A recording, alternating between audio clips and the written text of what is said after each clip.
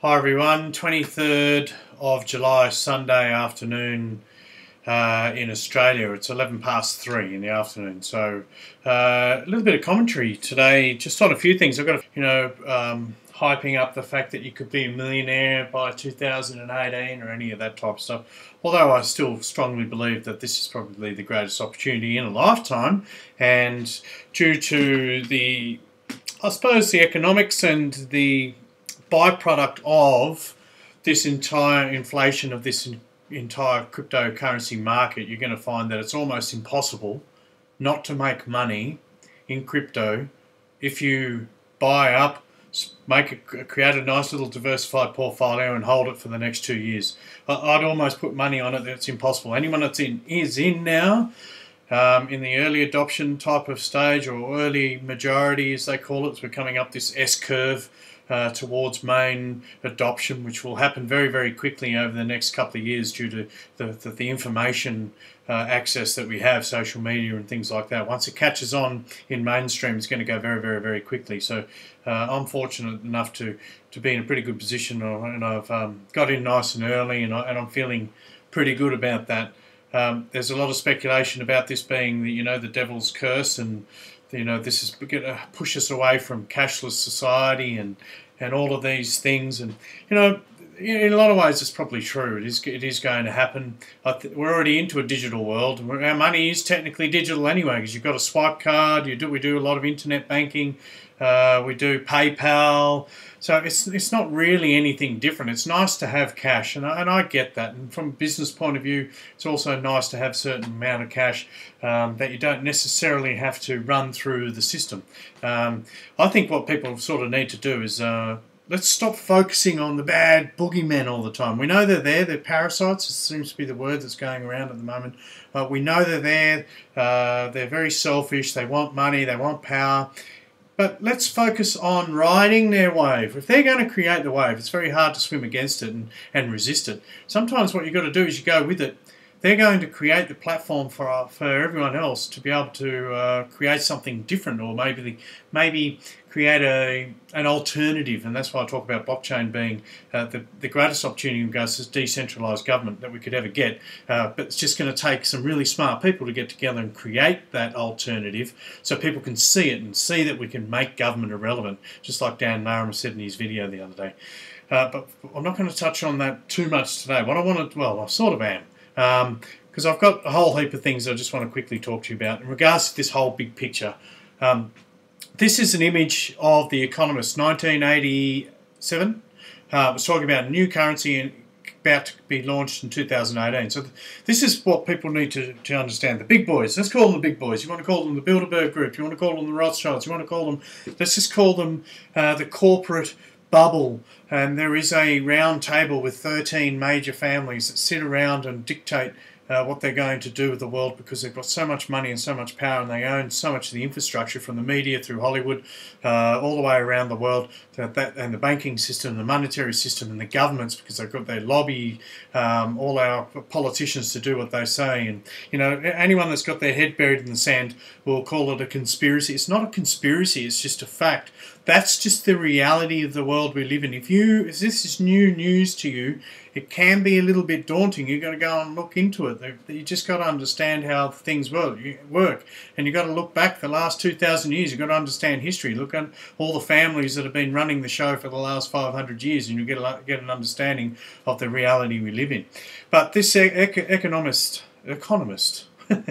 magazine in 1987 was talking about the new world currency, and the new world currency is pretty much, I think, cryptocurrencies as a whole. You could say it's Bitcoin and all these other ones, and we have talked about it. People are talking about they're going to bring out one coin and try to get everyone to use it. And that's just not going to work, because there's never a consensus across in any political realm and country by country. I mean, you can ask China to use one coin over another. I mean, there may be one unit of trade, a bit like how we use the US dollar now. But even then, you know, there's a lot of talk about using the ruble and the yuan, and we've got the euro. So and there's different pockets. You've got Asia, you've got Europe, you've got Australasia, and you know, Africa. These type of little groups around. So there's definitely not going to be just one cryptocurrency or one world currency. I think it's more of a one world ideology, and I'm sort of getting used to this one world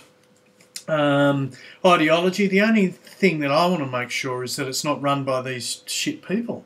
So if we do have a one world, I'd like to see it decentralized, no governments, all on the blockchain using technology. We communicate through social media. We get rid of all the labels, because I think it's all bullshit. I think you know, everything we see on the TV is rubbish. It's all fed to us. You go into any Telegram group, you can't see anyone's faces. You know, there's people from Turkey, there's people from China and the USA and the UK, New Zealand and Australia, and we talk to each other pretty well. The only time you see shit people in comments and things, I think, is on Facebook. And I would say that 95% of all of those, they're all trolls. And it's an energy as well. It's created. So, and trolls, I mean by paid trolls. And I'm not going to go into that today, but you can go research it. I pretty much guarantee you 95% on the head that there's people out there who are paid to write horrible comments to create energy within certain articles across Facebook, and then Facebook's distributing that to the masses because they've got the access to that, and they probably get paid big money to do so, and they're all part of the big mind game that's going on. So what's going to happen next 6 months in cryptocurrencies is going to go absolutely nuts. If you're not in now, then you know it's volatile. It's up down 30%, and I think that's just well understood, and that it creates a lot of fear. There's going to be we've seen some ICOs get scammed, and there's a lot of people who are going, oh, I don't want to put the money into that and this.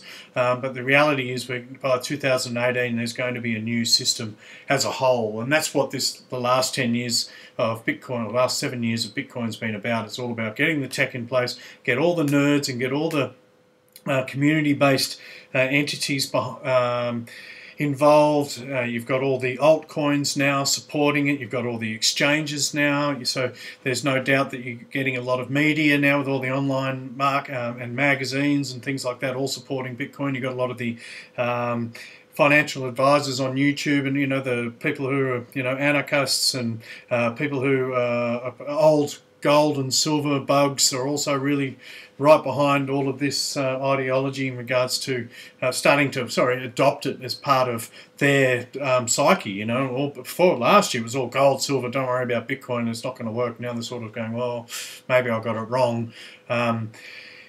So all of that means is, you know, sure, we've got the shitty people that were going to run the world and pull us back and hold us back in a lot of ways, but what we've got to do is get behind the vision of people like Dan Larimer and EOS and those type of things, where it's about decentralising. So that's all I wanted to do, is a bit of a ramble on that one. And just remember, the reason why this mention here in 1987 is because these guys, they plan 50 to 100 years ahead. Okay, that's what people need to understand. It's a fact. They pre-program in all the TV and all the Hollywood. They get us used to ideas. They roll it out slowly through the media and Hollywood. I mean, you go and look up what Hollywood means, okay? It's all got to do with witchcraft and things like that. It's all part of the big mind game, okay? So it's all about pre-programming, and just because we can't sort ourselves out throughout the week and we're only looking towards what we're going to do on the weekend, I can tell you what, the big families, the people with the greatest amount of power, they have very smart people around them, very smart, especially in the room that they're within, and they talk about how do they cement the future of their brands, their companies, their families, their wealth, their power for the next 50 to 100 years, if not further. And what they do is they plan it out, and that's what we see, okay? And that's what people need to do. You know what we need to do? We need to play the same game. So what I'm already doing is looking forward to how we can use blockchain to create a different world, and there's others who are doing it. So it's a bit of a race at the moment. Do we let the devil win? I don't think so. I think it's up to us as a collective to believe in the tech and to create a different alternative reality. So again, I'm rambling. Okay, I'm going to close this. What have I got? I've got a whole heap of things open. I did talk about in my last video that on the weekends we saw a lot of bleeding. You know, there was no doubt there was a lot of you know, money going out of the system on Fridays and Saturdays. Over the last month, we've seen a massive retracement of the whole coin market cap. It went from 115 right down to 62, and then it's bounced back to 97, 98 today, with about 10 billion going in over the last 24 hours. And we've seen a whole heap of movement. The Webbot also predicted big movements between, I think it was the 14th of July to the 23rd of July, and it's the 23rd today, and the last 2 days we've probably seen the most amount of movement. You know, there was Webbot hits in regards, and this big spike on silver. It went from 1620, 1680 down to under 1440 US dollars for silver, and bounced back, and ever since then it's been on the rise for the last 7 days. In the big scheme of things, it doesn't, you know, it's just another manipulation. However, that, to me, that's a Webbot report hit. That's a Webbot hit, if you like. On the 7th of 7th, there was a massive paper derivative, not a derivative, paper silver sell-off, gold sell-off, and I'd probably say there was a simultaneous purchase at the same time, and it was sort of hidden within this downtrend spike, or this massive dump, instant crash, if they want to call it that. So that was that silver. Today I've seen massive pumps in the market. You know, you've got DigiByte here going vertical. Now I've been a big ambassador for DigiByte, and I've got quite a few of these, and I decided to do a little bit of a strategic trade. I don't really talk about trading with my listeners, because it's not my field, in the sense that it's not what I want to do. I don't want to sit here and feed information in regards to doing your own finances. I'm happy to share with you what I do, and that's what this is. I decided to sell some DigiByte at the top of this spike, because when I push it out, you can't have a vertical line like this in any market whatsoever. I mean, and I think it's over the last 6 hours. I mean, I woke up, so about 8 o'clock this morning, my time, up till around about, what is it now, about 4 o'clock. So over 6 hours we've seen this massive vertical line. And if I go back in history, and that's the best way to look at things, if I come and grab any of these big spikes here where it's gone vertical, you know, straight away there's been a retracement. This retraced even beyond the starting point of this particular pump. So it's one of those scenarios where, you know, you are risking by trading, but anything that goes this aggressively in such a short period of time is manipulated. It's not natural, it's forced. And I was watching the Autobots down here on their bids and asks, and they were going crazy. There was sell walls. There was one person who was definitely in on it. What they were doing is moving around about 5 or 6 Bitcoin, 6 sats up, and 6 sats down, and what they were doing is creating buy walls and sell walls, and it was pushing people's orders up. And that's what they do. They create FOMO. A whole heap of young people or inexperienced people get in, they think, oh, I'm going to miss out, and they place all these orders within the high of that particular spike. And what happens is then they all of a sudden they dump it, and that's what you can see here, some very aggressive dumping over a period of time. Little mini bull trap, if you like, but I can see this probably retracing well down below 550. I sold out at the top here, and going to rebuy in the next maybe 5 or 6 hours. I've got a few little mini orders, buy orders in here, and I've split it up into 3s, and I'll see how I go at that time. I've got a little reminder to come back and have a little look, and I should be able to improve my position by about 10%, 10-15% overall. And, you know, I'm pretty happy with that, and then I walk away. So one trade for the day, and if I can mimic that with any of these particular spikes, and I think that's what people need to realise, anything that goes up like that is not going to continue. You're better off just selling a little bit out at the top here, wait 5 or 6 hours, set a little order down here and improve your position. But again, that's risk. There's always a risk in trading.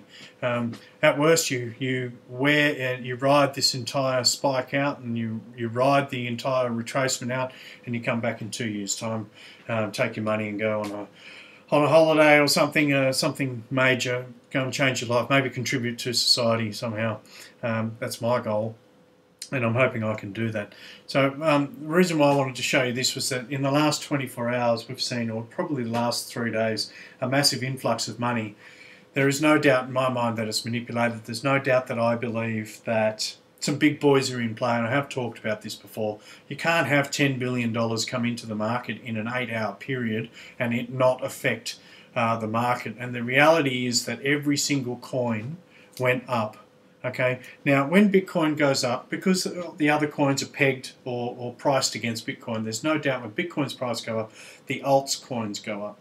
But when you see the native internal price of a coin also go up, and follow the graph follow, and there's little pumps, and you can see that these movements are very similar.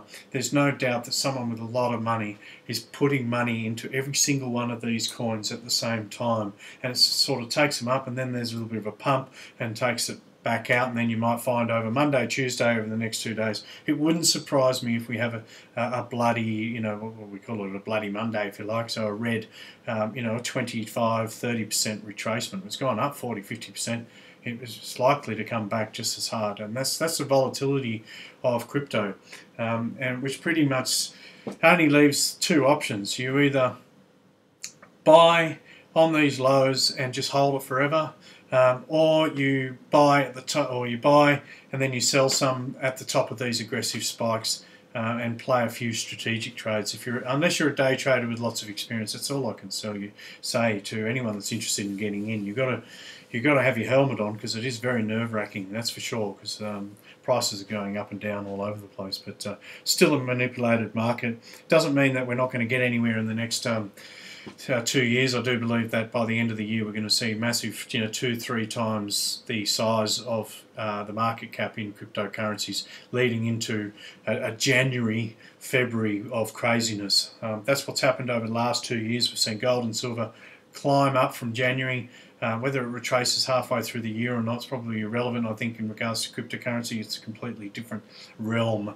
But that's what I'm seeing. And I keep telling everyone that I know that you've got to put something into cryptocurrencies. You're crazy if you don't, and just lock it away and sit back and watch it grow, and be a part of the greatest transfer of wealth in history. Just remember, you've got to pull it out at some stage. No point having digits on the screen for the rest of your life.